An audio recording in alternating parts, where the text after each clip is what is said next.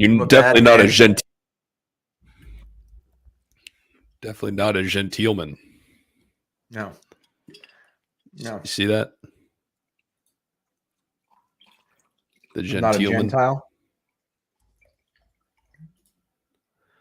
Is that anti-Semitism, Yeah, Rich? genitile, maybe. Excuse me? Anti-Semitism. I thought you were saying Gentile. I'm not a Gentile, man. Genitile.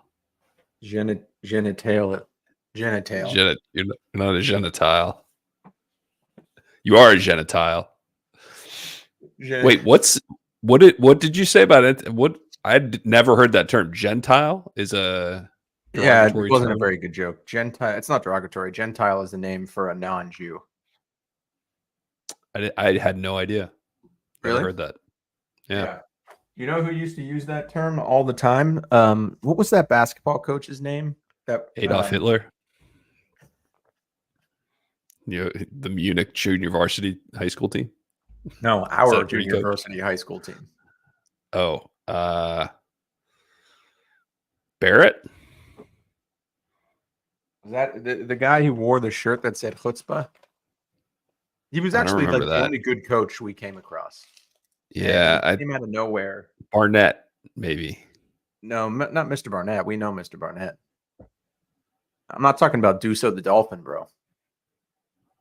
I have no idea where you're talking. It's like you're telling me a Mad Lib. What the fuck is Duso the Dolphin? Forgot you moved in third grade. So Mr. Barnett, who was the JV coach or the freshman coach or the JV coach, He was the JV coach, I thought. JV coach was a teacher that came to Eisenhower Elementary School when we were in kindergarten, first grade, and he had a hand puppet, a dolphin that he named Duso the Dolphin. And he would like teach us stuff, Duso. Mm, Then years later, he was our basketball coach. got it. But there was another guy. He had glasses, kind of stocky. And Oh, I know who you're talking about. Holzer brought him in, and then he started like running practices himself. Yeah, I know he's a big guy. Big guy. White Yeah. hair. Yeah. No. That guy too. The guy whose breath smelled like he literally ate shit. I'm talking about there was another guy. Yeah, now you're talking about But he came in at the same time as the guy with white hair. imaginary guys. I don't know. I don't know, man. The Imaginarium. Dr. Parnassus. You know that one? What the fuck are you talking about this morning? Jesus Christ. Are you awake? You still dreaming? That's a movie with Natalie Just Portman. everything is just like I don't speak the same language that you're talking in. I can't understand it. In any case, speaking of fantasy worlds, so Good tell me segue. about how you got into Dungeons and Dragons, the idea of it. Because I think it's a good idea. I've never played, but it looks Me very neither. fun. So, love the show Community. They did an episode called Advanced Dungeons and Dragons where they all get introduced to Dungeons and Dragons as a way to help out one of their classmates who's like depressed and going through a hard time, but loves D&D. We should almost just sit here and watch it. It's probably the best way to get introduced to. We probably can't sit here and watch it though because it's licensed material, right? I'm sure we cannot. Yeah. It's on YouTube. That episode specifically is on YouTube because this is great. Ken Jeong so he's a regular on the show, and in this episode, his character is like really into D&D, while everybody else is just learning it for the first time. He's like all in. So he paints his whole body like a deep purple and because he's an elf and puts on like a silver wig. Netflix removed the episode because of blackface. Wow. Yeah. So it's on YouTube free of The charge only because episode of Community that's on YouTube. Yeah. that's funny. Yeah. Jesus, Netflix, come on. And if you saw it, you would be like, dude, Yeah. he's not A little context. he's not trying to be a race. He's an elf. What, elves aren't people? Is that what you're saying? Yeah, is that what you're Did trying you to tell just me? denigrate the elf culture? Jesus, Josh. Settle down over there. Yeah, You came out firing this morning. You wake up I 3 did. minutes before the show. Do so the dolphin. Just Imaginarium of Dr. Parnassus. elves aren't a race. Elfish. They're elfish. Yeah, I'm disoriented, man. Like it's not like me to sleep past my alarm. So the idea of Dungeons and Dragons always I'm not a huge fantasy world person, like just never, like all the books, the Harry Potter stuff, the Lord of the Rings, like that never Game of never Thrones. did it for me. But I do think you can marry the idea of a role playing sort of experience with like normal everyday shit and make it just so absurd that it's not like you're transforming Yeah. your the way you whatever. You just kind of are doing normal things that just are so I think I'd be good at writing those scenarios. Well, I think I'd be so very good at that. the allure. Yeah. So then it sounds like the thing that's attracting you is the role of the dungeon master. Yes. So you've done enough homework to understand how it works at this point, right? I do. You know what? I work with a guy who just a couple weeks ago, he takes time off of work. Like he uses his PTO to go to these role playing events that are a That's awesome. weekend long. That's like sounds like more fun than I've ever had in my life. They go to these places that have acres of land and they build they actually traverse the grounds to like play Okay, so out one that of these might things. be LARPing, which I'm not sure if I Oh, want it to is. go that far yet. It Okay. is. All right. But I think it's the same concept, right? Like you're following a story and you have to make choices, and it's the same sort of, from what I understand with Dungeons and Dragons, it's basically like Yeah. this Dungeons and Dragons, you just don't walk around or dress up. You just play it Correct. in whatever room you're in. LARPing is Correct. doing the same thing, except actually taking it a step further. Right. That Right? sounds correct. Yeah, I think so. Live action role play, that would make sense, right? It's role play, but live action. Well, but in any case, I mean, it's obvious that people go nuts over this stuff. They do. And They I do. told him that he was, because he's like, I kind of do this, and he was like, yeah, it's kind of weird. And I'm like, dude, it's not weird. Like, Yeah, like that's awesome. you don't have to That's you freak don't have to flag just fly, brother. yeah, seriously, it's I enjoy people that have hobbies. Hearing about people that have hobbies that aren't going to the bar and watching football on Sundays. That's right. That's That, what I like, like to hear about. and like want to go grab it by the horns and embrace it. Yeah, that sounds very cool. Yeah. So yeah, look, I'm not going to put any borders on this thing. I'd get down for some LARPing. I have Take it one seen step at a people time. LARP, and it looked a lot sillier than what you're describing. But maybe I just haven't seen.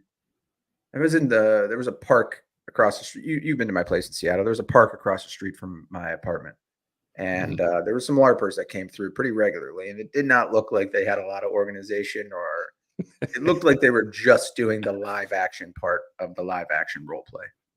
It was just a meet and greet. No, it was just like nerds fencing with foam swords. Oh yeah, they used to do that at Virginia Tech. Yeah. On the quad field, they'd roll down there on the weekends and hit each other with pool noodles. Yeah. Yeah, there you go. That's basically it. But They'd hit each other with pool noodles. So that's not what this was. From what I understand, it's basically just acting out the scenario of Dungeons and Dragons. Which okay, so here's what I'm trying to be optimistic here and think of how I could picture that being cool, and I'm having a hard time. So we're talking about what he said. He said this house, it's like an estate.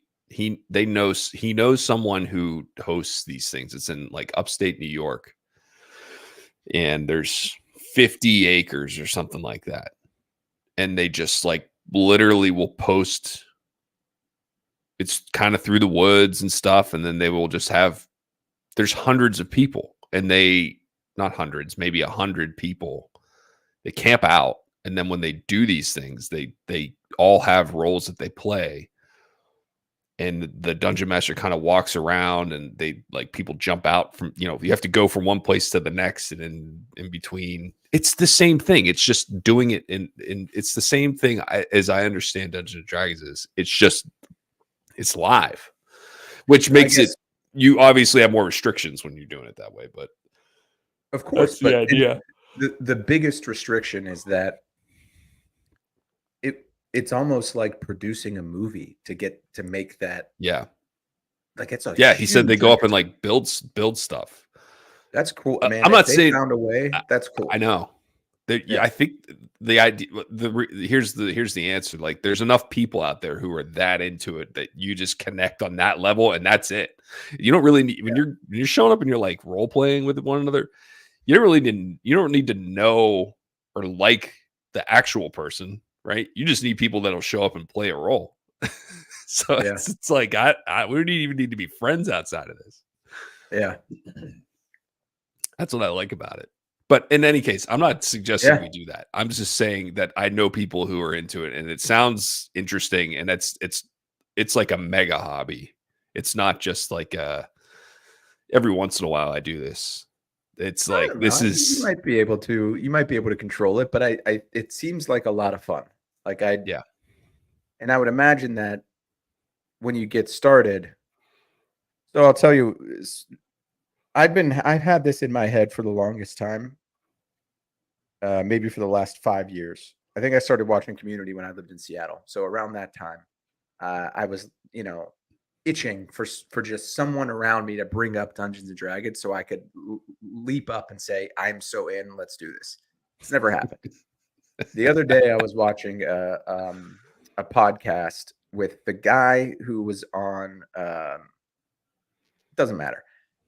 Well, maybe I don't know for visual. The guy he played Shane on The Walking Dead. He's been in a lot of stuff. I think his name is John Barenthal or Burtonthal or something. He's a good actor. Hey Bert. Anyway, he had a girl on, another actor, and she was really into D&D. So she was teaching him. And in real time, like it was just so fun to watch this guy figure out like and he had no concept of what Dungeons and Dragons was. So it was really fun to watch him sort of unpack and she did it in a really fun way. She was like, instead of telling you, let's play. So Right. you walk up to a blah, blah, blah. What do you want to do? And he's like, what do you mean? What do I want to do? She's like, well, in this scenario, you can pick anything and the game's played in our imagination. And he's like, okay, so I want to go talk to the person. She's like, okay, well, let's run a communication check and let's see how. Oh, no, it started off by saying, like, you hear a sound in a bush. And he said, well, how far away was it? She's like, well, we got to figure out how perceptive you are first. So we've got to run a perception check. They roll the dice. Okay. Based on you're pretty perceptive, so you know that sound was about 25 feet away. What do you want to do? And he jumped right in and they were off to the races. And it just seems so much like that sounds awesome. Yeah. Right? Why I want not? to run a fucking perception check. So that's the stuff. So I have a very broad understanding of what happens, and I feel like in my head it's you start here, you go, and this person is there. You can talk to them or not, and then you can say yes or no, and then you roll it's a 20-sided die, right, or Something like something, that. Might even be more. And I and think then the deeper you you get, there's several different so like dice. perception check and stuff like that. I don't know what that is, so explain that to me. Okay, so as I understand please. it, you're looking at it as a very if I think the way you're looking at it would be described as by a seasoned D&D'er as maybe like a paint by numbers approach to Yeah. D&D. I think that the pure form of the game might be truly open-ended. So you can either like in the show Community, Abed, the guy who's kind of on the spectrum, no one knew it before then, but he's actually really into D&D and he's a great dungeon master. So he shows up and he gives everyone a character sheet. And on that character sheet, they have certain abilities. Um, one is the elf, obviously, one is Fibrosis, the ranger, and one is a giant, and one is called Hector the Well Endowed, which is pretty funny. And they all have their different abilities and their different traits. And at some point, they come across they're trying to find a Pegasus, and they come across a tavern guy, and they have to figure out which one of them can speak the same language as the tavern guy. And then they do, and she says Pegasus, and he was like, "Oh, Pegasus, a name I understand in every language." So there were multiple ways to solve that problem, and it was up to the group to figure out.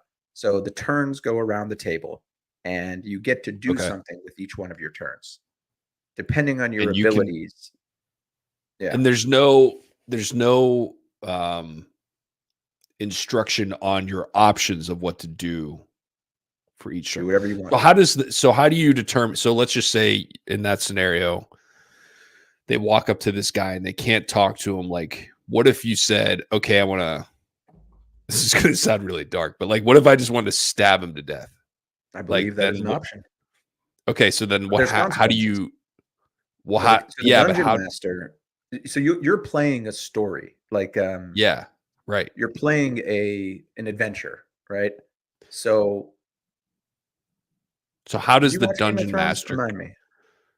Yes, Okay, so but this is a good let me analogy. ask. Hold Within the on, hold world on, of hold on, Game hold of on. Thrones. Yeah, go ahead. So what happens if the player chooses a scenario that the dungeon master hasn't planned an outcome for? Well, the chances of that are pretty slim, right? I believe a good dungeon master would be prepared for any scenario only because in order to prepare for a game, you need to build certain you need to establish a universe. And Yeah, that's why these are dungeon masters. They're not dungeon apprentices. that's right. So like imagine so in the show of Game of Thrones, if Jon Snow walked up to Tyrion and stabbed him, what would happen? Mhm. There would be far-reaching consequences, Credits. right? Roll the Maybe credits. not in Series that over. moment, but like there would be a ripple effect that went out through other characters and other established relationships. And you're from this clan and they're from that clan. So now there's a war brewing and you have to build. So you would just be taking it in that direction. Jesus. Yeah. Yeah. So like you have you ever So seen a Dungeons and Dragons book? It kind of no. looks like an issue of Nintendo Power. It's about Okay. this thick. Remember Nintendo Power? Yeah. Uh, it's a weird Show you reference, where but the hidden blocks are. In Super Mario Brothers 2. yeah, let me see if I can pull up a picture of one.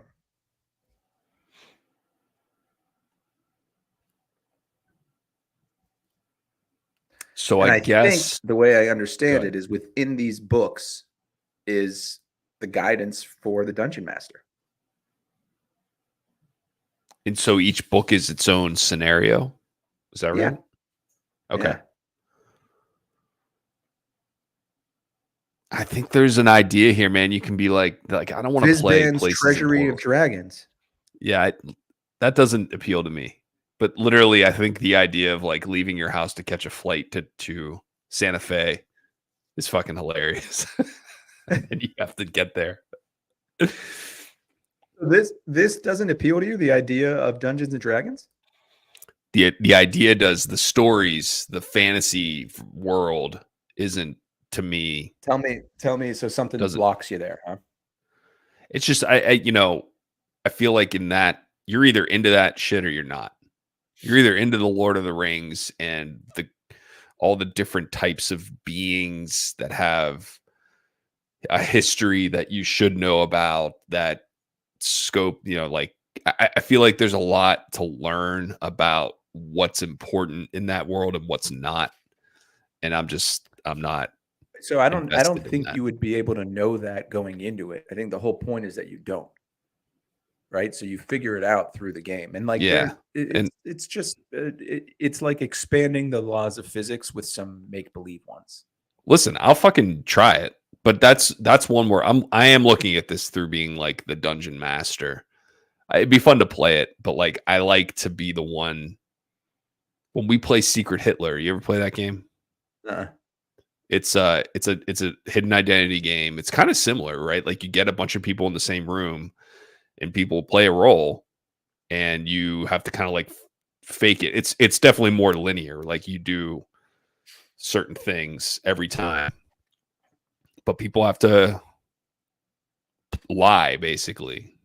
And I usually am the one who runs that game when we play it. maybe you're a dungeon master, bro. I think I am, but I'm telling you, I think there is a way to marry the idea of an open-ended role-playing game to let me put it this way, it's a more accessible to more accessible scenarios. Yeah. Like yeah. I mean, Just make it just because it's going to you're be just talking about D&D and getting rid of the Dungeons and the Dragons. I think, and then again, You're talking I about think you can reality make it. D&D. You could do reality D&D, but then also throw in some shit that's just like, okay, You're people are talking having about fun, The Sims. basically, but you can still Yeah. throw in Gollum the horrible jumping out at you, and then you have to immediately change gears to deal with this fantasy troll, and you have to Yeah, you answer his gotta riddles 3. yeah. I don't know. While you're waiting in the line to get a taxi at Get a rental car. Santa Yeah. Fe International Airport. Okay, so tell me what that would look like. Like what would Dungeon Master it for me? What's my scenario? Let's just go with that one. I don't want to give it away. I think it's such a good idea, but Okay, you so have to catch a flight. You have a okay. flight to catch at your airport of choice, I guess. We'll just say Washington D.C. You have to fly to. You have a flight. You wake up. You have no idea. You wake up. Whether you were sleeping or you just were unconscious. You You're wake up. doing it There's right, by the nothing. way. Yeah. I'm just telling you what's in my head. You wake up. There's Where? nothing. There's no one. You are in a house. My You are house? in a house. You are not fully with it. What's a better word for what, I get it. Yeah. you're not fully with it. You're foggy. You feel lethargic. You wake up, there is no phone. You're in a house, there is no TV. There's bare walls and a floor and a bed. You may or may not have been sleeping in it, but it's not a place you recognize. There is a plane ticket. What you assume to be a ticket for an airplane on the counter next to you. And you assume, you don't remember everything, but you assume that is something that you need to do. Okay, so what I'm getting here is that you love the idea of Dungeons and Dragons. You hate fantasy. Yeah. I don't hate fantasy. Okay. I'm just not into it. Yeah, totally understand. So you I don't want to hate on play that the world. game, but you just don't want there to be anything that isn't in the actual world. Remember those video games? I feel like they're all text-based adventures. I'm trying to Name think one. of what one. I used to play it on the computer. I can't remember the name of it. Rockstar? Well, yeah, dude. That was a Fucking remember that text-based. game? It was similar to Yeah, that. yeah, Yeah. kind of. Yeah. Right, like you only had a certain amount of time. You had to. Yeah. There was another one. It was even more primitive than that, believe it or not. where it was it would explain to you what was around so that you had to then figure out the Yeah. command to like go This interact with this was something. this was on an episode of Rick and Morty. They were playing a video game console from another dimension, and it was a text-based game, and it was like, "You wake up, what do you wanna do?" And they're like, "I don't know, head north." You're like, you head north. You're in the forest. Keep heading north. You're still in the forest. Go east. You went east. You missed picking your mom up from the airport, and the vampires have won." Yeah, exactly. Go north, go east. That was it. Those were the things you could do.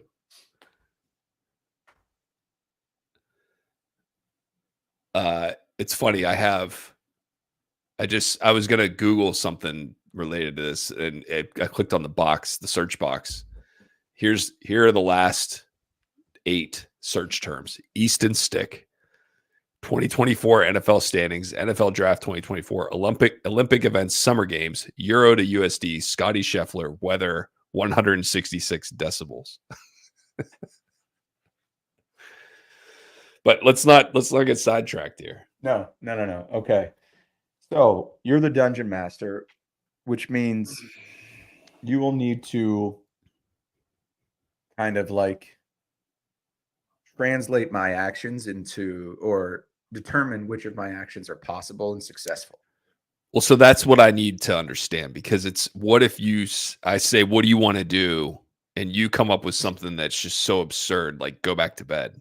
Or I don't know, maybe that's not absurd, but So you do. so Community actually did 2 episodes of Advanced Dungeons and Dragons because the second one was so successful, or the first one was so successful. Second one had David Cross, you know him, right? Comedian. Mm, He's a very funny guy. yeah. And he at one point, so he in the show, his character is an experienced Dungeons and Dragons player. He's coming to play with the study group who has played one time and they all think they're hot shit. Anyway, so at one point it's his turn and he suggests taking an action, and he's kind of says sarcastically to the dungeon master, "Can I do that, or am I going to fall off of your graph paper?" So I believe it's like the better the dungeon master, the more The more they've options you have. considered. Yeah. Yeah. So That I makes mean, sense.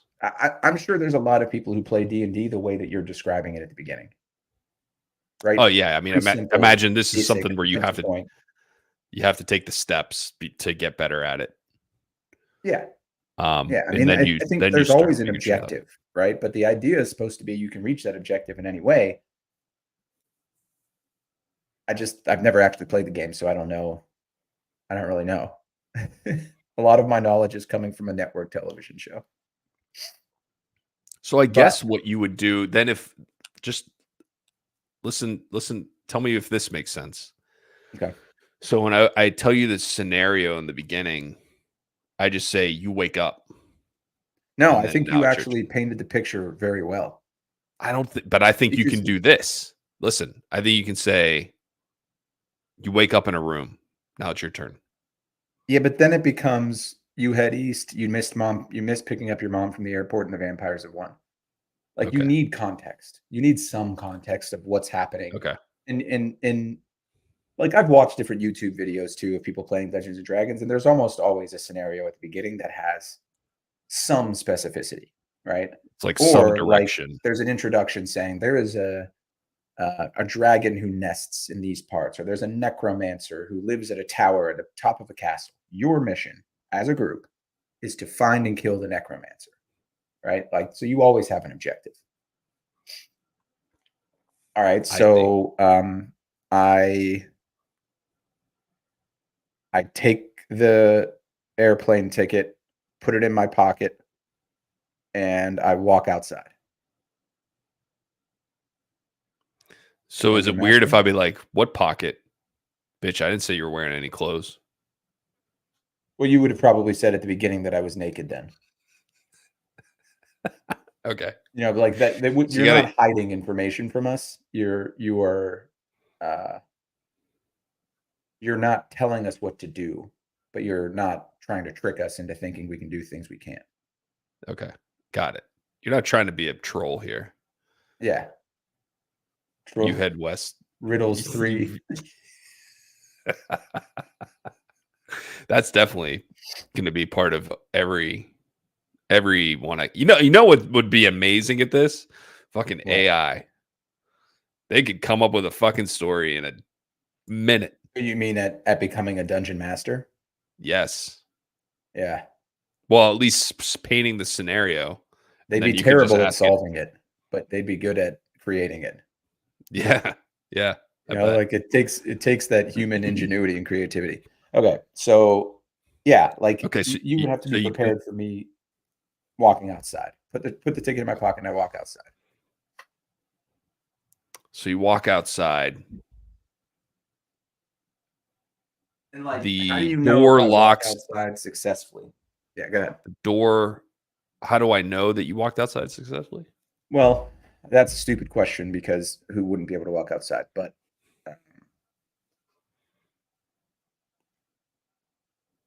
Do I have to assign probabilities for every well, I think action you this is where take the and whether you're fantasy element helps because everybody gets different abilities. I mean, you could still give different abilities. Like I could, yeah, you could be perceptive, or you could even make someone a right. mind reader. You know, you can make some fantasy in there, but Yeah.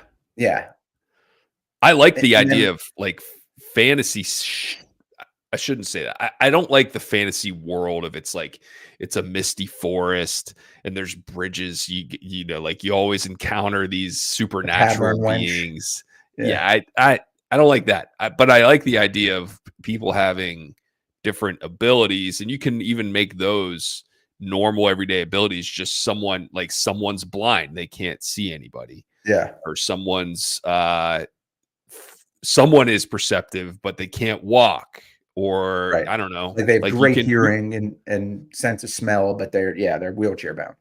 you could probably be a little more creative than just like picking every ADA fucking thing that exists out there and assigning it to someone. That's Yeah, we not could great. focus outside of the five senses and probably find some ideas. You'll have someone who can't smell, Yeah, right? right, I mean, that's a right. big Or you deal. could, or someone who can't see. So I believe you can also play. So like in again, I'm going back to Community. In the show, there was the kid who was really depressed that they were trying to rally around and help out by playing D&D with him. Had his own character that he had been playing for years, Interesting. and he had built up different abilities. He had a cloak, he had a weapon, he had a special this and a special that. He was actually named Duquesne, which is funny because there's a university. Um, and like there was lore behind it. Like he had a family history and like an emblem and like a sword that had special capabilities that was passed down from family to family to family, where the hilt of the sword was carried by the son and the blade by the father. And then they Jesus. found out later on that when they had separated, that this sword had a capability that you could use the hilt to send up a beam of light, and the sword would send up a beam of light so they could find each other. But because they So were he made separated in the game, they had to put them in different rooms to play. So the kid who knew that couldn't tell the one who didn't. so that So what he they were did was, physically yeah, they were physically in different rooms. they had to, yeah, because when they I got see. separated in the story, they had to put them in different rooms. So what Okay. happened was the guy who knew kept sending a letter on a scroll in a bird's claw with that information, but the chances of it getting to him were so slim. So he had to keep trying over and over and over and over again for his turns, and finally one got through. And that was based on the result of the die. Yeah, But I assume in the meantime, other stuff was happening. It wasn't like they yeah, just kept like doing that. that And was the other that people didn't person's know turn. he didn't know he was trying to do that. So everyone else is kind of playing the game differently. Yeah, And the dungeon master's going from room to room, I assume, in the order of correct, turns correct. to just give an update, or is there no update because everyone's got their own basically mini scenario at that point because they're separated. Well, they're separated into groups, not individually. No, I So understand. there was, That yeah, there's, group doesn't call understand. it 3 and 3. Yeah. So If he was able to give information. He was able to give certain information. He can't say here's where they are, right? right, But he can say, I don't know. That's a good question. I don't think I have a good he can answer for he can if they did something that changed something in the world of the other group, even though they're not together, he would probably have to lead with that info, right? Like Well, I all of a think sudden the sky is red. I don't know. if the sky is red, then they would be able to see the sky is red too. Right. Any That's what I that mean. separated group would be able to understand and see. This is like the dorkiest conversation we've ever had. I'm really I enjoying don't care. Whatever. it. Fucking. It's You just know what I was thinking about? It came up. It's like, man, I was thinking about that Step Brothers situation where they're starting to become friends. They're like, "You want to see something cool?" And they put the night vision goggles on, and Will Ferrell goes, "Can you imagine if we had these when we're 12?" And John C. Reilly goes, "Even better, we have them when we're 40." That's what this is. Yeah, that's a good call. It is. So, okay. So what I'm understanding is the dungeon master provides Like the before quality, yeah, go ahead, sorry. before every turn, the dungeon master provides any new information and not waits to have the question asked. Do the players actually interact with the dungeon master, or do they just Of course. do they say things like, "Does this is the sky a different color?" And then he goes, "Yes, the sky's red." Like, does that happen? Yeah, yeah, yeah, you've Okay, got it. You got it. okay, But there's also some narrative exposition that the dungeon, like, think of it this way. The Everybody's enjoyment, the number one factor that will determine everyone's enjoyment is the preparedness and ability of the dungeon master. yeah, got it. The second most important factor is everyone else's commitment and imagination. But like, I there's see. never a scenario where the dungeon master won't determine how much fun everyone's having. Yeah, The most I important of got you. all. Yeah, yeah. And you watch that episode of Community. That Abed does a great job of it. Like he's so committed and he's so into it, and he does voices and stuff. Like he's just a funny guy. I will watch that. Yeah, That is something I it's will worth a watch. I watch. do think it's interesting. It's kind of widely considered the best episode of that show, or many consider it the best episode of that show, including me. So it's worth a watch. Yeah. So the way you would do that in our scenario would probably be like Well, you said you want to you. walk out the door, and let's just Yeah, assume but I you should have probably every. give something more than that. Like I should probably say I want to walk out the door and look for a car. That would give you a little Okay, bit more to chew on, right? got it. You walk outside. You are immediately on the sidewalk next to the street. There are two cars in front of you, a red one and a blue one. They're both sedans. Nothing else Yeah. is interesting about either one of them. It's a sunny day. Early in the day, sun is low in the sky. No one else is around. You hear nothing. There are no birds. There are no people. There are no other traffic. There's no traffic in the distance. You are in the middle of nowhere. There are houses, but again, you are not fully lucid at this point. You, um,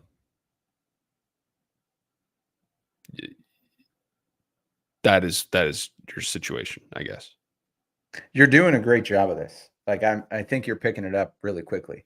Um, yeah, so I would say I'm searching for a rock on the ground to smash the window and get inside of one of the cars.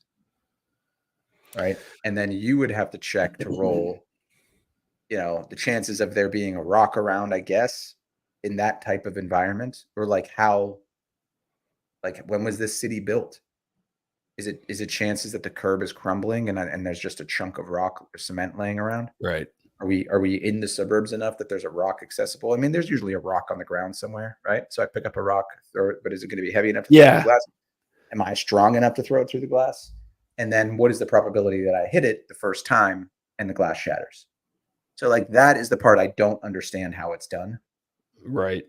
You know what I mean? Like, yeah, I don't understand, because in the show, as you'll see, they play it real fast and loose with the rules, with the turns, with like you're allowed to do more than one thing in a turn versus you only get to do one thing as it fits the narrative of the episode.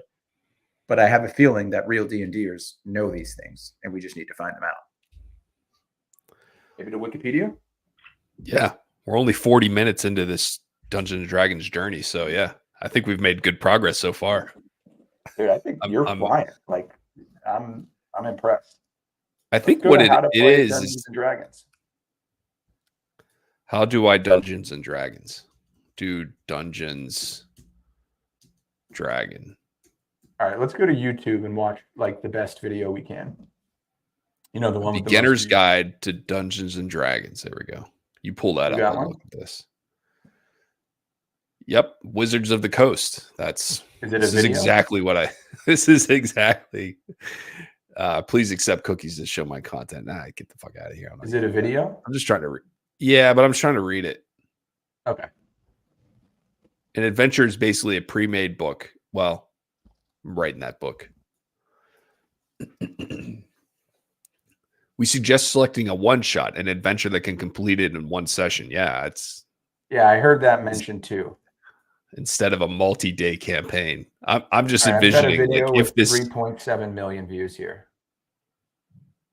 It's probably pretty good. Oh, never mind. I've got a Vox. This is going to be good. So I guess the first situation is create your hero. That's so right. People need to create their. You fill out a character sheet. Okay, what's that? Take me to an Amazon webpage. Are some of my coworkers. Tonight, we're on an epic adventure, defending a village from an army of dog monsters and trying not to get ourselves killed.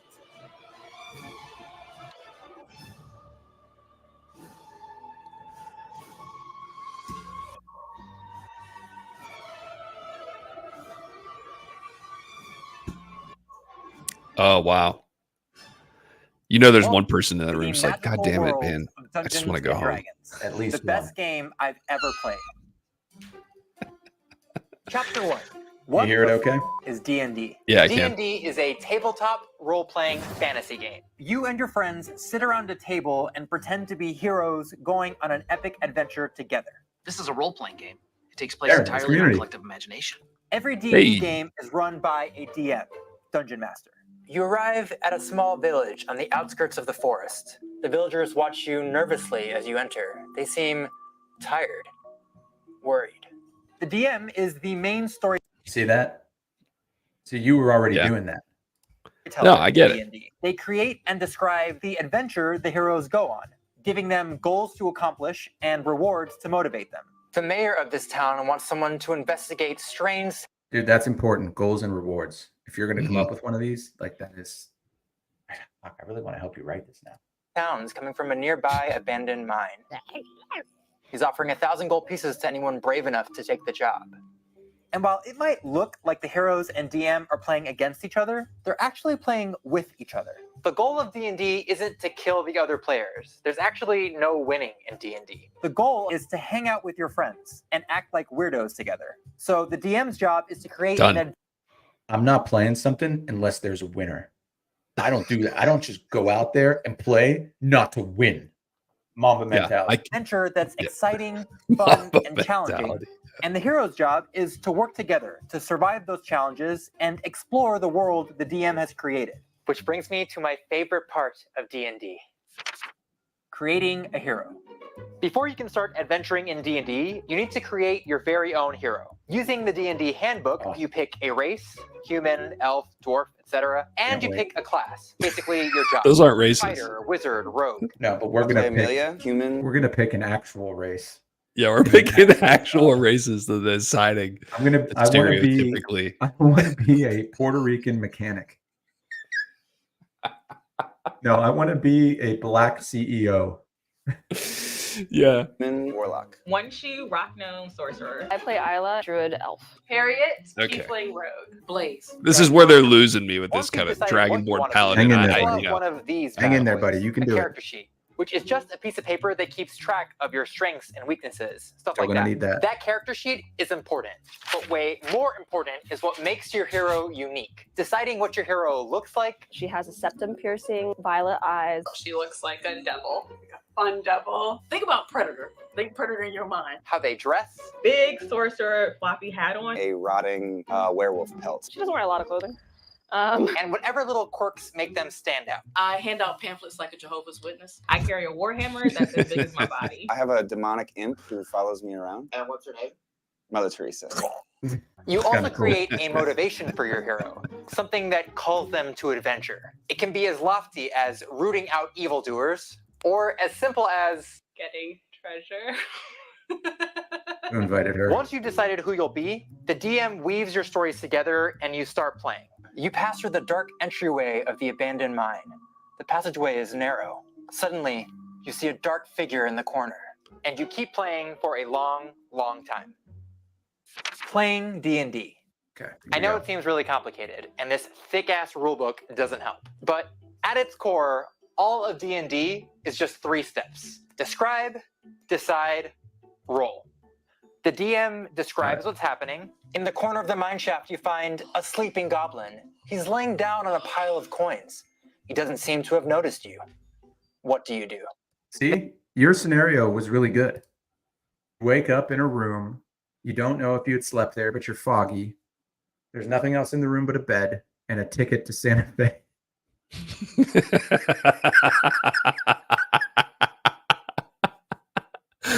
I'm telling you, man, I think that's it.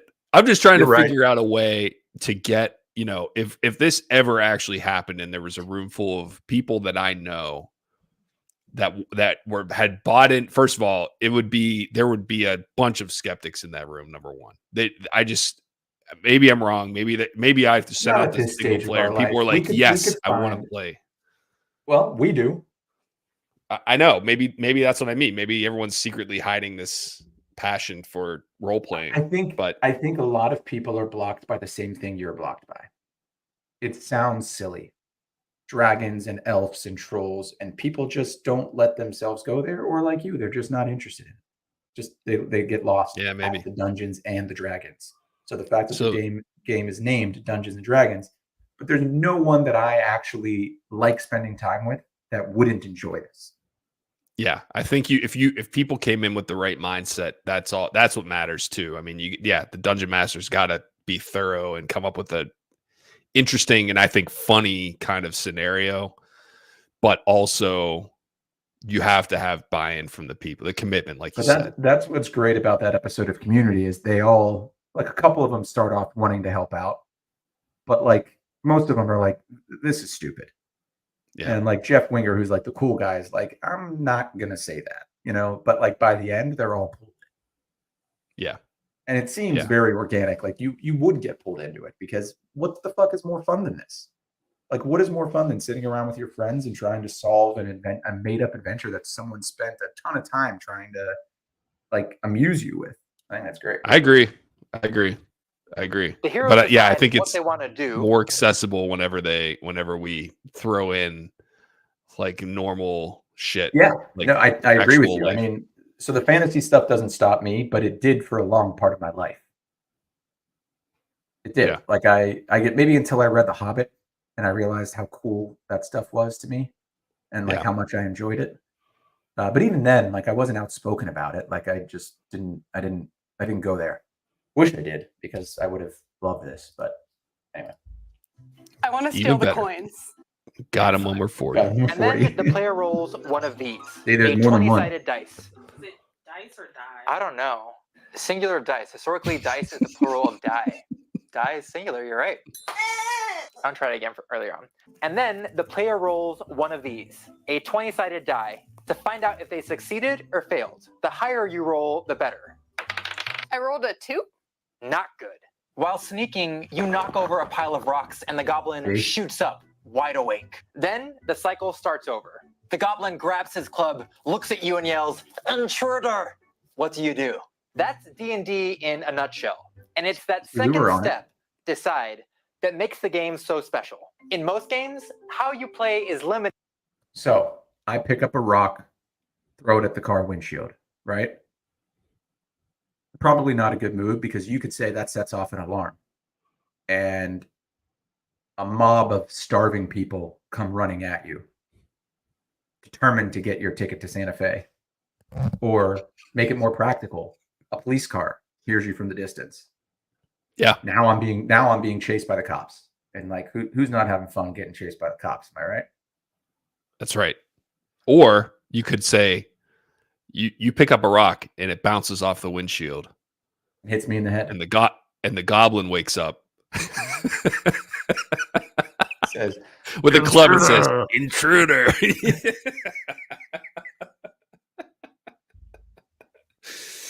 Limited. Yeah, by well, the so options this the is game hold on, designers give you. pause it. Run Let me amend my description of outside. There's two cars. There's a red one and a blue one. They're both sedans, 4-door sedans. Nothing I love a special 4-door about either sedan. one of them. They're exactly the same. There is a rock. There are rocks nearby of different sizes, but again, because you are so foggy, you cannot. You have no perception of how big the rock you are looking See, at. I don't think you can tell me what my perception is. I would have to have a character coming into this. Well, I Or would you say create a character and hand it out. your fog. Yeah, so you're right. That's something Everyone that would be in need a to be different state decided. of mind. But like I think that the scenario is good. You just take out the fogginess. You don't know how you got there. Is good enough. None of you know how you. Well, let's say we're playing with. I have multiple people. an None of you know idea how for you the got there. fogginess. I have something for not being fully lucid. Okay. In my head, like I have how that goes. Oh, okay, got it. So then maybe So- you have our initial actions, kind of whatever they may be, result in a gas canister being released, right? That makes us foggy. Yeah. Or maybe there's like any water that we drink in the game or food that we eat in the game, or person we interact with gives us some kind of virus, right? You need a coffee virus. Yeah, you This need a is coffee it. virus. There You go. wake up and you're not sure whether you were beaten unconscious or whether you just took too many Benadryl the night before. That's You thought you were slept reaching through for the your 3 alarm. milligram melatonin, but you actually got the Even- 6 milligram melatonin. That's right. Yeah, and you forgot that you took one, so you actually you ended up taking by accident 12 milligrams of melatonin. And run this that's the thing. direction, It's fight this thing. What are you saying? I think this is so here. So let's say you do pick up the rock. Go ahead, and you throw it at the window. Go ahead. Of which car? You got to pick a car, right? The blue one. I'm a blue pill guy. It's like the Matrix. Roll the die. It's successful. You break the passenger side window of the blue car. Right. So then I believe, assuming nothing happened, there's no car alarm, there's no nothing else, it would be someone else's turn. And then we go around the table. Let's see. Thing, save this princess, essentially being railroaded down a story that someone else wrote for you. Back up. In D&D, Can you back that up a what little you bit? do is totally designers give you. Run this direction, Go. and it's that Yeah, second there we go. step, Okay. decide, that makes the game so special. In most games, how you play is limited by the options the game designers give you. Run this direction, fight this thing, save this princess, essentially being railroaded down a story that someone else wrote for you. In D&D, what you do is totally up to you. Maybe you panic and try to run away. Maybe you draw your weapon and prepare to fight. Or maybe you try to trick the goblin. Okay, I look at the goblin and I say, "We'll come in peace as friends." They got good goblin accents. 17? The goblin lowers his club, raises his eyebrow, and says, "Friends?" The DM sets the stage, but once the game starts, no one person controls where the story goes. Session after session, the DM builds an adventure that reflects the hero's choices. That goblin you tricked last week might tell you about a dragon's lair nearby. That dragon's lair may contain a valuable treasure you can steal, and stealing that treasure might attract the attention of an evil wizard who wants to use it for his own schemes. As the game goes on, the decisions you make will shape the world you play in. We won a karaoke competition. Posed a rift to the nine hells. We were slaughtering this band of peasants. It was a total misunderstanding. D&D doesn't just give you the freedom to choose, it asks you to own those choices. Before long, you might find yourself thinking less like you and more like the hero you're trying to be. Role-playing. All of us are role players. We go through our lives playing different parts for the people around us. Some we get to choose. This is where it gets depressing. Video producer, podcaster, coworker. Some we have no Banker. control over. Black, female, queer. Even with our friends, we can fall into patterns of behavior that eventually become expectations. The wisecracker, the cool girl, the shy one. Roles we're so used to playing, we don't even think of them as roles anymore. They're just us. D&D gives you permission to be something different, to surprise yourself. And that can be really scary. When you do something in D&D, We come in peace. you're trusting everyone at the table to take you seriously. And you're trusting the other players to have your back. I pull flour out of my hair, hand it to him, and give him a wink. I produce a tiny rainbow over Harriet's head. Mother Teresa does her best goblin impression and says, "It's cool, they're with me." 16. 18. Natural 20.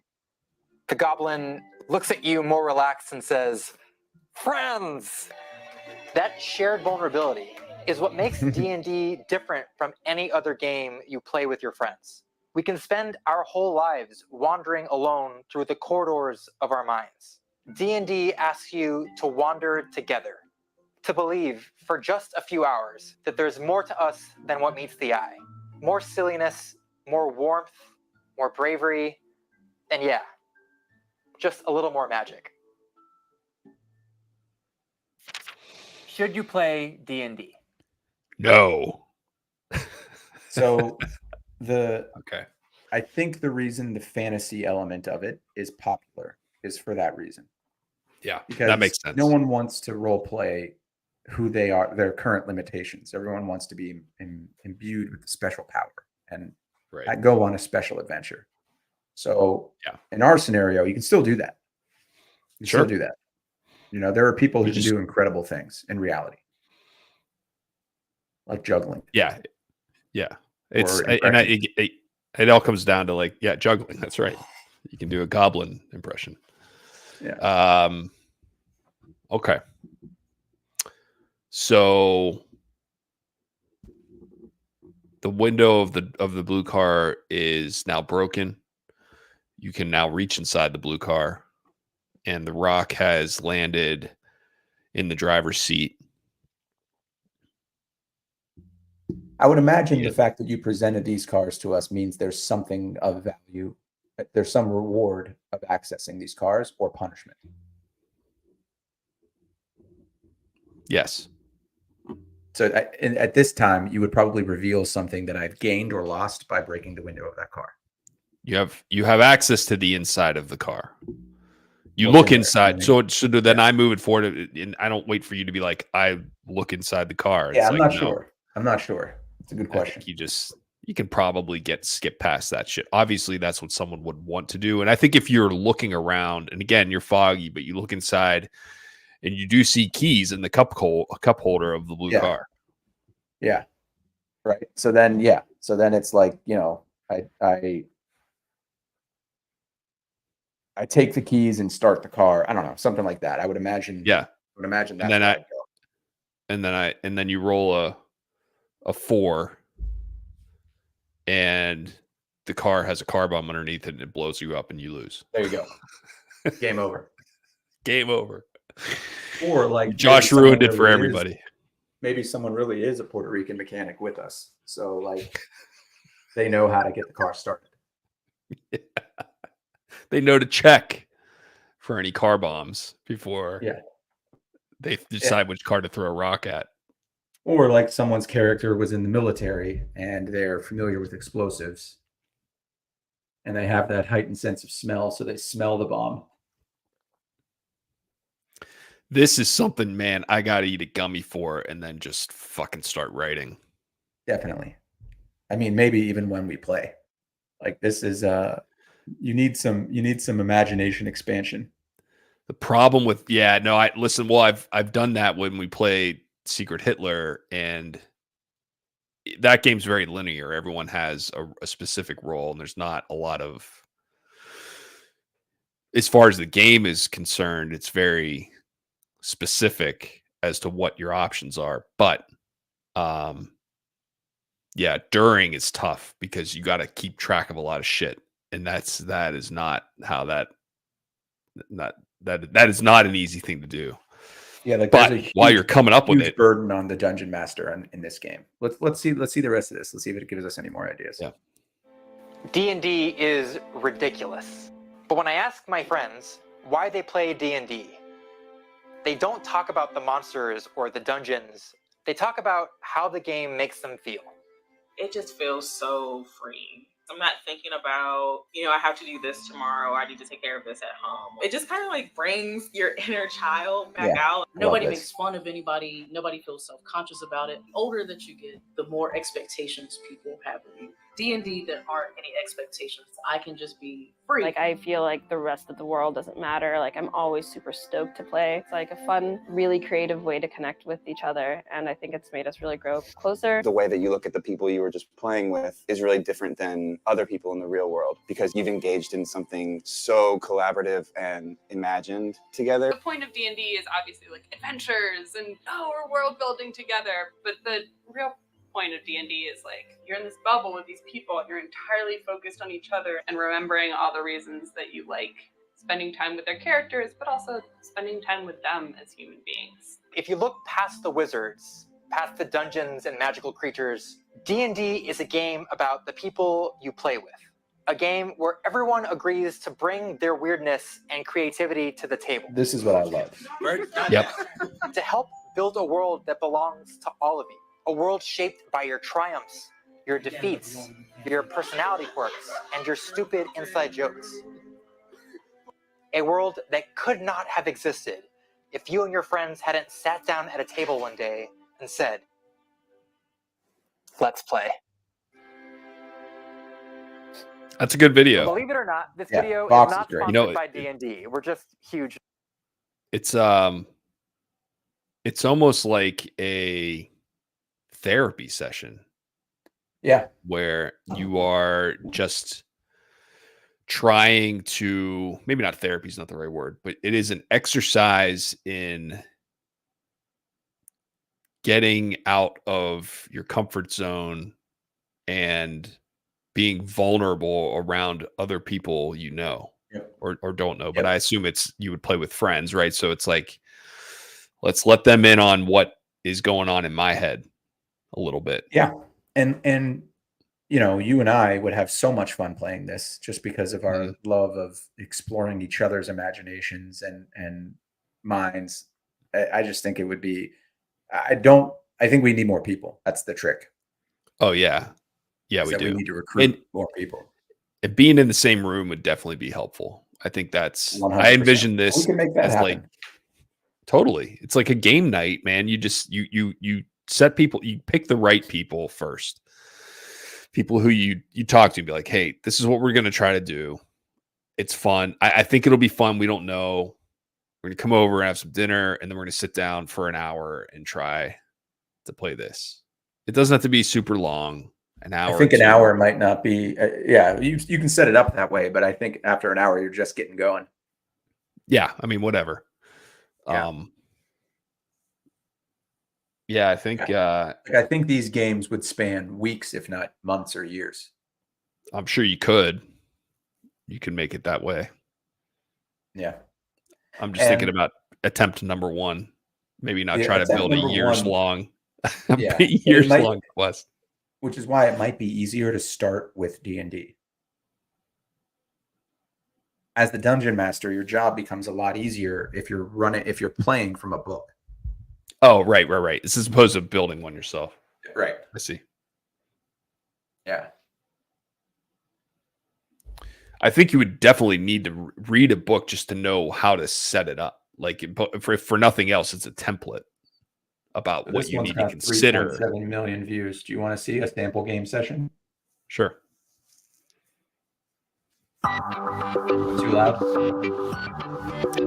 Hi, everyone. A little You're bit. watching WAS D20. My That's name good. is Nate. Better. Today's video is intended for newcomers to D&D to give you a little more comfort with the game and to help you understand what the heck this game is and how it works. For this one, I'm assuming that you have a character sheet, that maybe you've seen some of my character creation videos, and our goal here is really to understand, now that you have a character sheet, now that maybe you've created a character, how do all these numbers and words work in actual practice in the game? What do they mean, and how do we apply them to the game? So to do that, we're going to actually be playing a sample session of Dungeons and Dragons. I will be both the player and the DM, and we'll give it a shot here. It should be kind of fun. If you don't have a character sheet, I recommend you check out my website, wasd20.net, on the resources tab there, and I'll put a link to this in the description. I'll have a section there with some pre-generated characters, including the one that I'm using today, WASD20, and you can download those, check them out, and follow along with what I'm doing. Or if you're feeling adventurous, you could try to create your own character. You know, it'd be funny is if you told everyone you were doing this, and this is what they're coming over to your house to do, and you have them build a character, and you tell them you're playing a fantasy role. You can just say it's a fantasy role play. It's not real. And then they come up with, like, I don't know, whatever the names of the characters all the people in the previous video made that have like a droid that follows them around and stuff, and they wear floppy hats, but then you drop them into like a normal everyday scenario. And the fact that they look crazy is people are just you try to talk to someone, but they run in the opposite direction because you're wearing a floppy hat and you're carrying a midget troll with you. Yeah, and then maybe part of the story, like the first thing you got to do is like go buy normal clothes, everyday or like clothes, find a way to assimilate in a culture that you don't understand. Yeah, right. Because in this scenario, you're coming from a fantasy world and now you're in reality, and none of your powers work. Yes, I'm going to file this, and I'm going to file both of your ideas so far, the Santa Fe ticket and what you just said, under the category of such good ideas. I can't believe they haven't already been thought of and done. I know. You know what I mean? Like, there's got to be someone out there doing that. Character sheet. I also have a whole series of videos dedicated to that. Now, I just want to say that this video is totally optional. Let's say that you've been invited to play Dungeons and Dragons for the first time, and you're wanting to learn all the rules before you show up to actually play. Well, good luck with that. The rules are pretty dense. There's a lot to learn about the game, and I would never attempt to do something like that in this video. It would be hours long. If you've been invited to play in a game, one of the best things you can do is just show up with an open mind. If you have a good dungeon master and a good group, they're going to welcome you and teach you the rules on the fly as you go. That's how I learned. But that said, if you want to learn how some of the basics of the game work in practice, this video is for you. So keep watching. With that out of the way, let's get down to the game.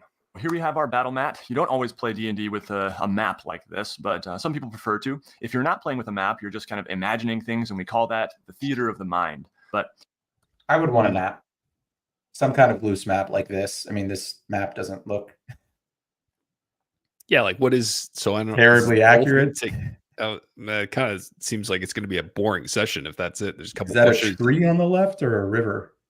Yeah, it's a 2D map, but then it's tree or rocks, and that's it, or what? Fighter 3 soldier named Nate with a north alignment and an elf wand. A north alignment. For our sake today, just to have a visual, we'll be playing with a map, and we'll be playing with minis too. First, I'd like to just say a word about the Dungeon Master. The DM in Dungeons & Dragons is the lead storyteller. The rest of the... Dude, his name is Erdon Sarosiant.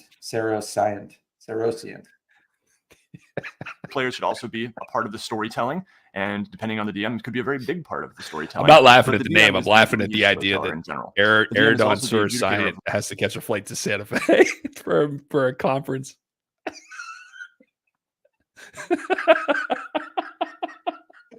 Or like for a wedding. Yeah, that's right.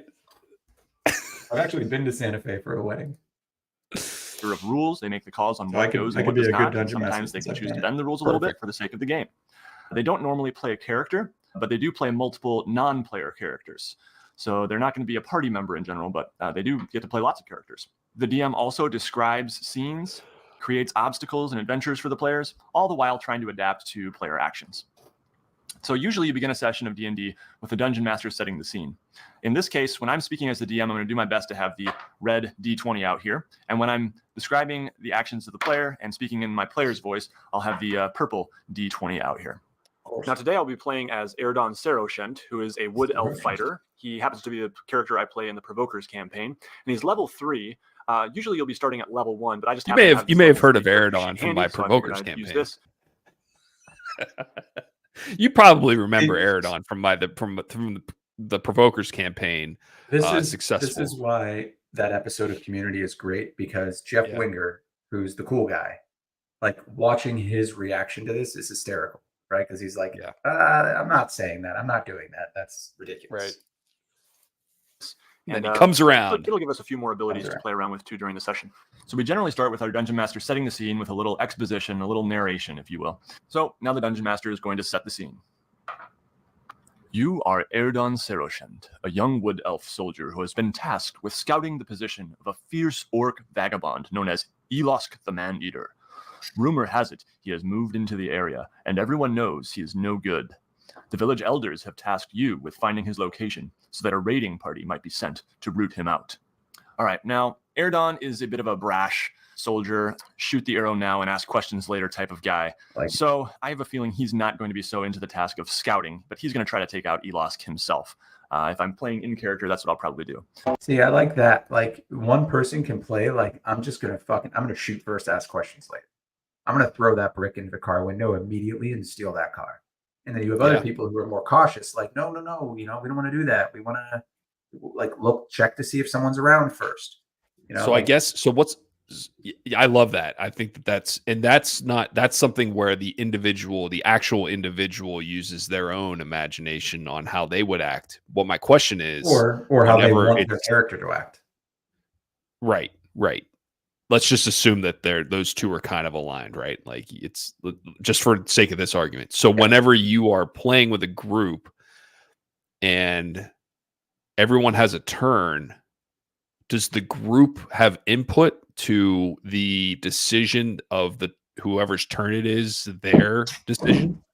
I think they have as much input as they would on any other decision you make in your life.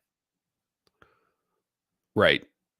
They can certainly voice so it's not a group decision. It's not a group decision every time, but I guess then some people are more receptive to the voice of the group, and other people are like, I'm going to do my own thing. That's right, man. Or like, I'm so sure this is the best thing that, like, their leaders will arise. Or my character wouldn't consider the opinions of the rest of the group. That's right. Jesus, man, this is. I know. There's a lot of levels to this, huh? Like the gong. Now, as the player, one of the first things you need to know about D&D is you just narrate your action. So gotta get a gong. I'm going to say, I walk down the path to the river to see if I see any footprints. Now, the DM might say, you see footprints scattered about in the mud, and they're going in many directions. Okay, well, I think I want to move a little closer here and see if I see anything on or across the river. Anyone across the other side, perhaps? You don't see anyone, but you do see a fishing line out in the middle of the river. Looks like it's coming from your side of the river. Okay, well, I think I want to try to sneak along the back here and see if I can see anyone from further back so as not to alert them. Now, the DM might decide that I need to be stealthy, but in this case, the sound of the river is loud enough where I can do it without making a stealth check. See that? The sound of the river. So the environment is influencing how often you need to roll the dice. How often you need to roll the dice? Well, he just said he doesn't need to do a stealth check because he's by a big river that's making enough noise that it's going to cover up footsteps. No, so yeah, I get need that. To roll for a stealth check. That's what I mean. So in this case, he's not rolling for a stealth check because of the environmental factors of the river's noise.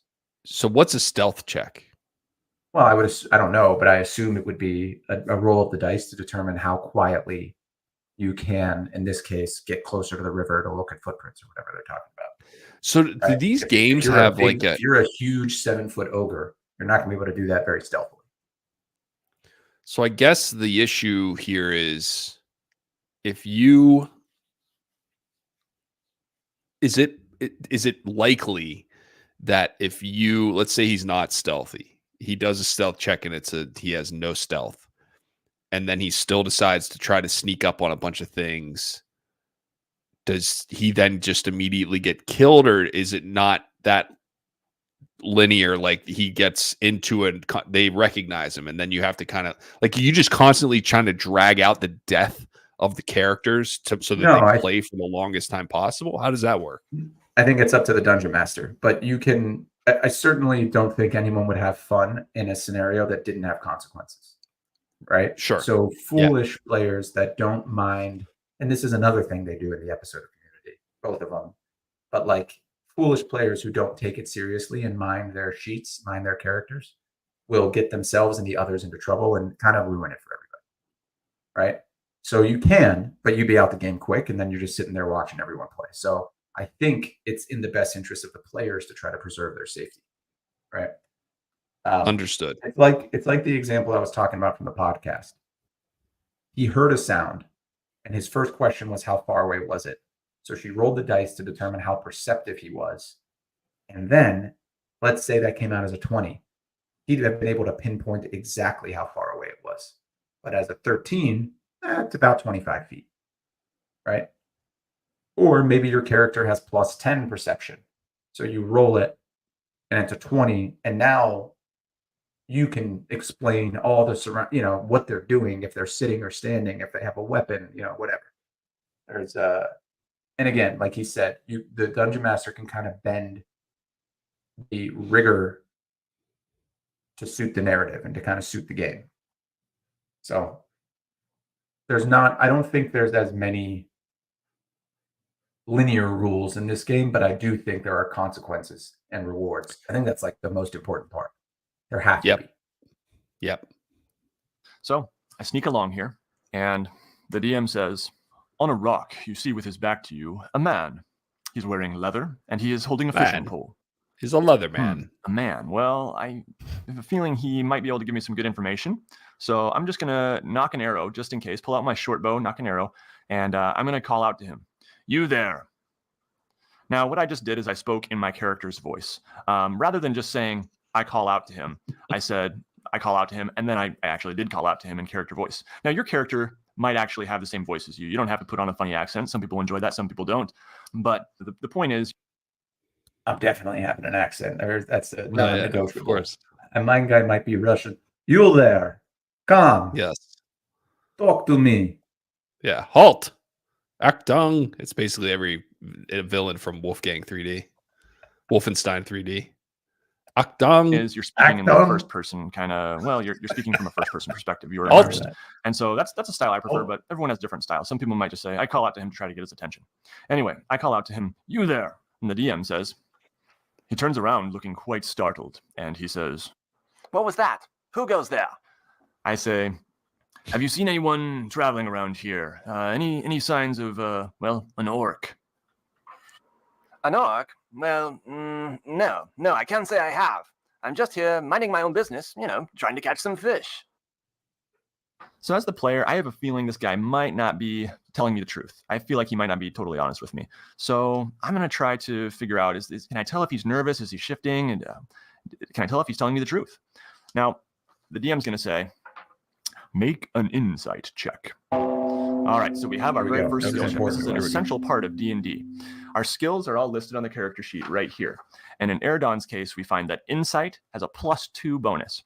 For all skill checks, and this is true of most D20 games, not just D&D, so you're going to be rolling a D20 and then adding the appropriate modifier. For insight, which is how I would tell if he is telling the truth or not, I'm going to roll my D20 and add 2. So here we go.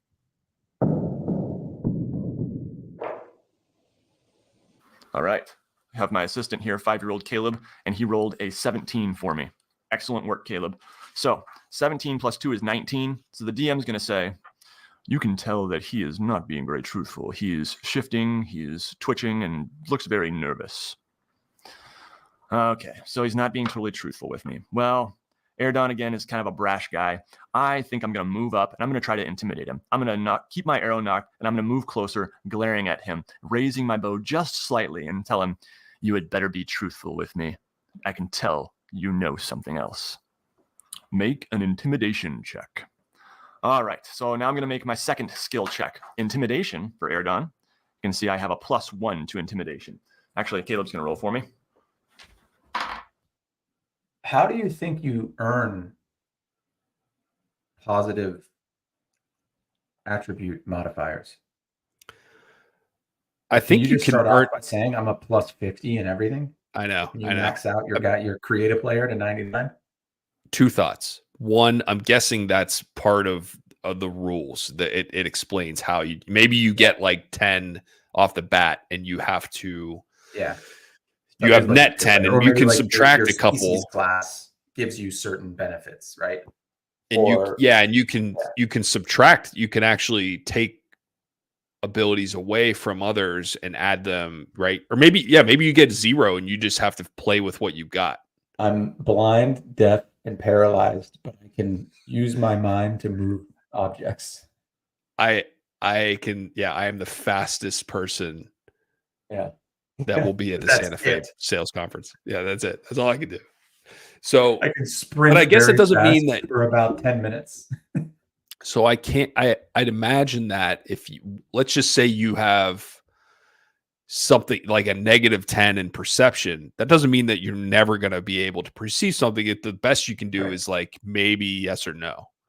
Well, and if you have you roll, your odds of being able to perceive the thing are higher, because even if you get a low number, you're adding 10.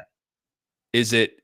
Well, I'm saying -10, so it's the other way. Oh, but is it that? So is it that you can't perceive it, or is it that you perceive it incorrectly?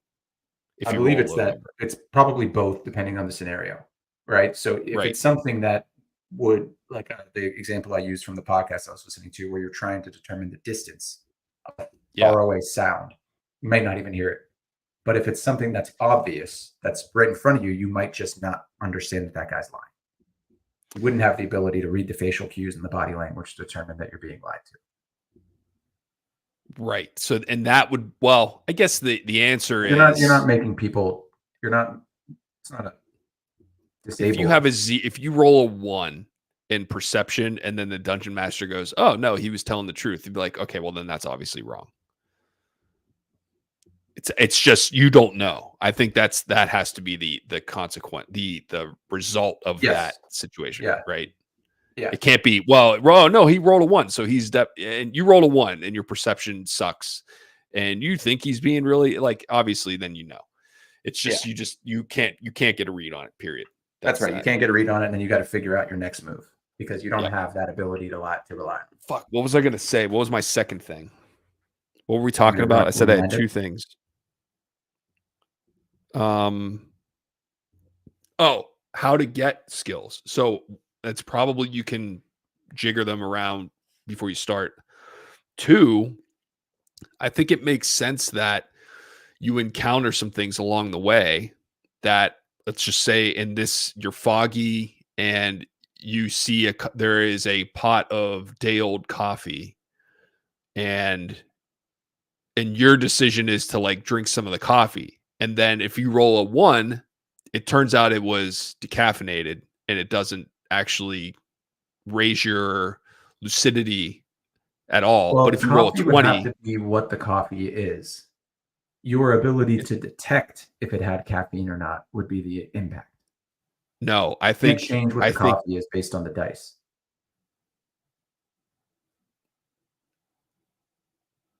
I don't know, man. I think you can. I think you just say there's a pot of brown liquid. There's a pot of brown liquid. You think that it may be some sort of coffee. You know nothing else about it. It's cold. There is no anything. There's no can or source of that. You liquid. As the dungeon master already know if it's caffeinated or decaffeinated. No, I think I determine that this is a skill thing. And so if you decide that you want to drink that coffee, you roll the dice, and based on the roll of the dice, you either get or do not get a skill-based enhancement for the rest of the mission. And it's not like you can continue to do it. You get one shot at it. I don't think that's the way it goes, but I could be wrong. Let me tweak that a little bit. So you see the brown liquid, right? Yep. You run a perception check to determine what it is. Let's say you're +5 in perception, you roll a 10, right? So you're 15. 15 out of 20 is pretty perceptive. You notice it's coffee, right? You also notice from the orange handle on the pot that it's likely decaffeinated. But someone who, in that same scenario, has a 2 perception and rolls a 5, it smells vaguely like coffee, but you can't say for sure, is all they get. So the benefit comes from the knowledge that you get beforehand, but the object is always the same.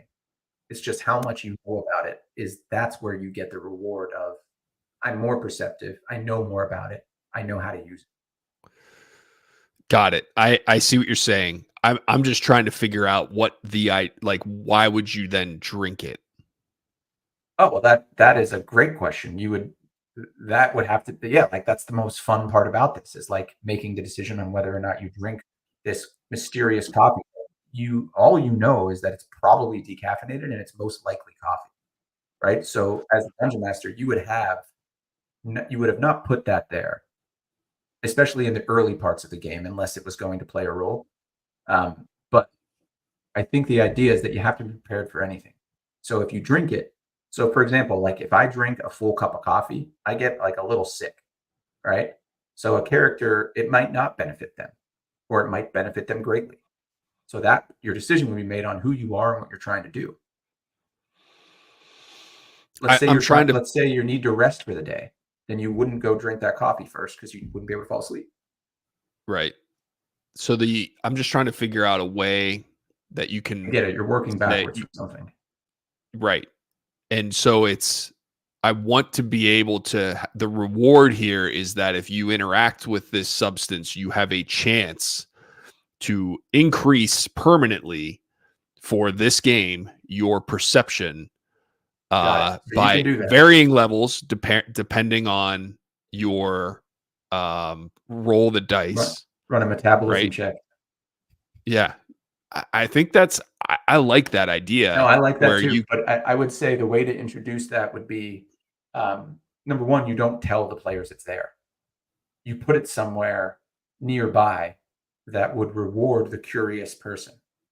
Because you kind of set it up as there's a room, there's nothing else in there, right? So if there's nothing else in there, but I walked out to the street, someone else went down to the kitchen. Yep. And in that kitchen was a pot of coffee.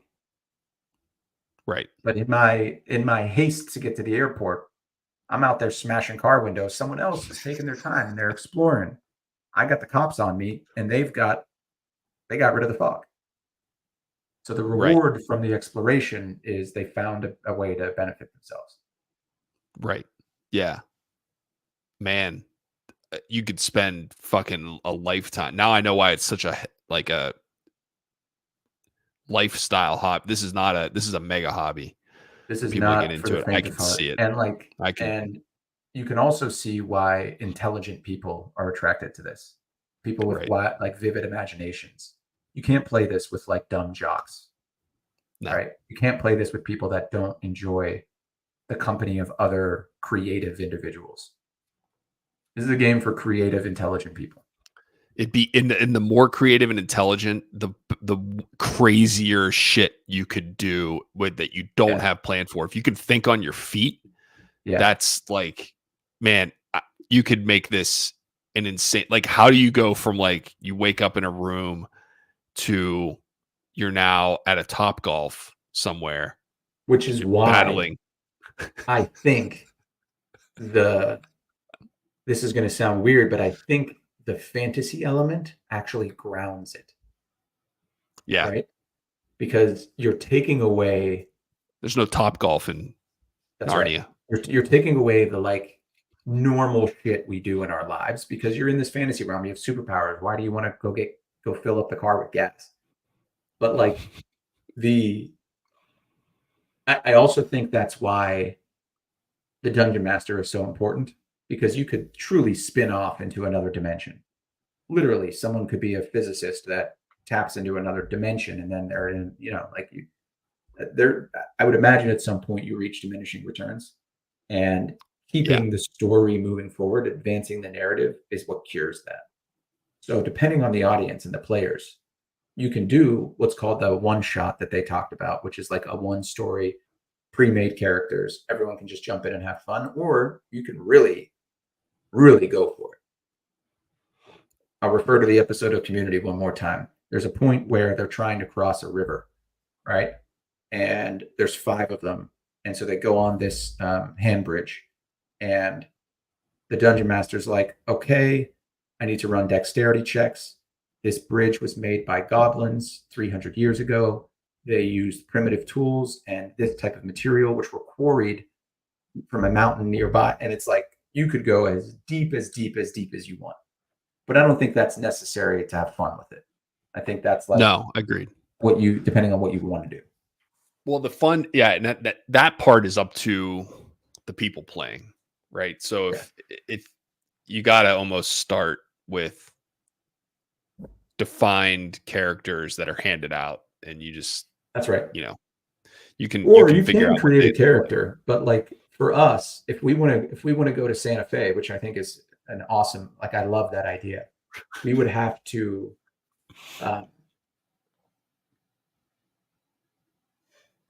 yeah, I guess we wouldn't have to write characters for everyone. I think in our scenario, especially if we want to do it here on the podcast, then we would have to write characters for people. Like Shira would do this, and she'd be great at it. Like Shira would be so much fun to play with. I could not get Allison to do this with a gun to her head. Sarah might do it. I mean, I could try. If she saw everyone doing it, and then like maybe she'd get into it, but it'd be a bridge too far. Sarah, I feel like would be great at it. Like I feel like she'd be a lot of fun to play with. I think we don't have she a would real deep bench. Be into it. No, I'm thinking of friends that I have that would probably be into the idea. Yeah. But it's not a lot of them, and I know ones that definitely would not be into it. But yeah, I think there's a couple people I could tap into. Yeah, same. I think there's a few.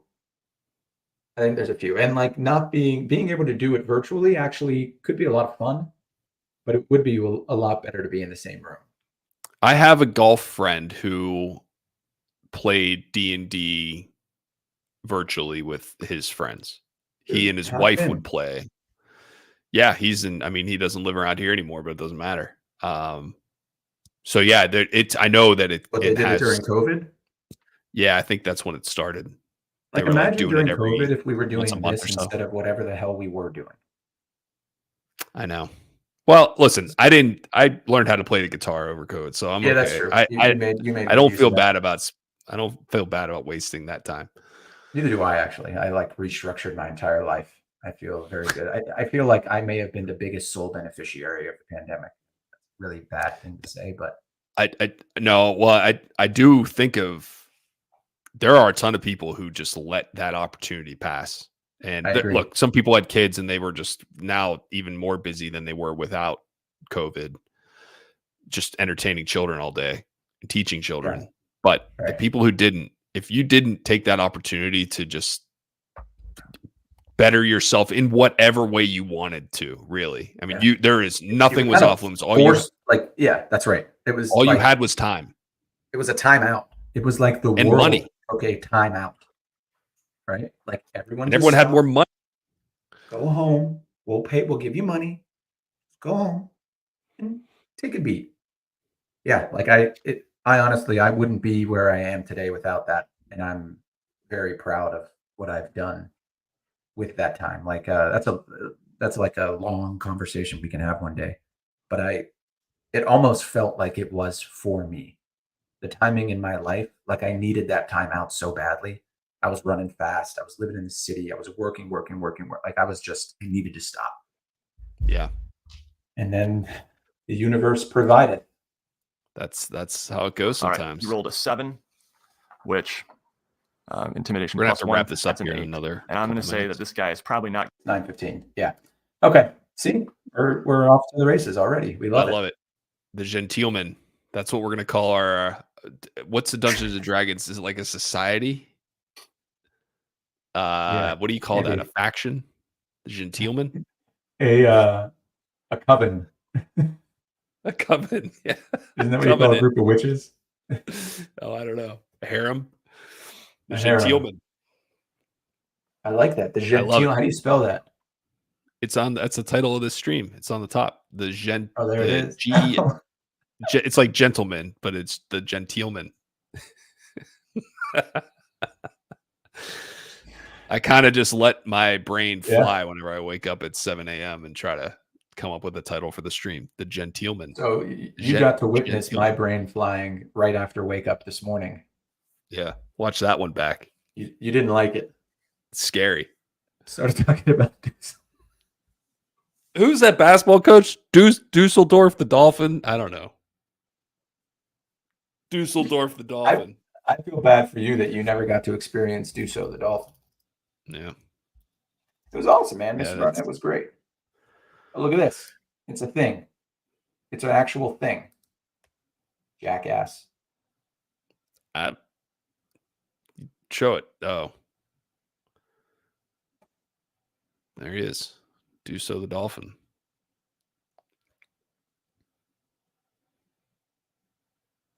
Well, there you have it. What's up with that? Hold on. Go zoom back out. What's up with that little kid? Did he get clocked in the forehead? Fourth row down, middle of the screen. What is that? What happened there? Dusso the Dolphin. There is a reason to learn 1970 from Dusso the Dolphin series. Kid looks drunk. Don't fuck with Dusso the Dolphin. Boxing glove. I used to joke with my sister when we were at like synagogue because everyone wore a suit. Like little kids in suits, especially little boys, look like stockbrokers that just got off of a bender. You know? They're like ties undone, their hair's all messed up, they're like schlumping around. Yeah. It look like they just had, like went hard for a week. That's what this kid looks like. Yeah. Hi, brother. All right, man. Yeah, let's this is good. This is a good new man, I'll tell you what, the Rich and Josh show has taken many forms, many different turns, and I love it. Yeah, it's the best part. It's been 120 episodes. Is it really? Oh, we didn't do anything for our 100th episode. No, we'll get him at 200. We'll get him at 200 is right. All right, man. Bicentennial. All right. Next week. So Wednesday, I think I can do it. But next Friday I cannot. Yeah, that's fine. Next Wednesday I have QBRs. So on Tuesday, I'm going to a day trip to Tampa. And then Wednesday and Thursday, I have QBRs in the city. All right, so we're off then. We're off. I can't do it Friday. I'm out of town. Oh, you can't? I thought you said you couldn't do Wednesday, but you can do Friday. No, you can't do. The opposite. Yeah. Maybe Friday's going to be tough. Let me think about it because we're going to be out of town and I can maybe set it up, but I don't know if that's possible or not. Okay. But in any case, the Genteelmen will reconvene. The Genteelmen will ride again. All right, man. All right. See ya. Later. Have a good weekend.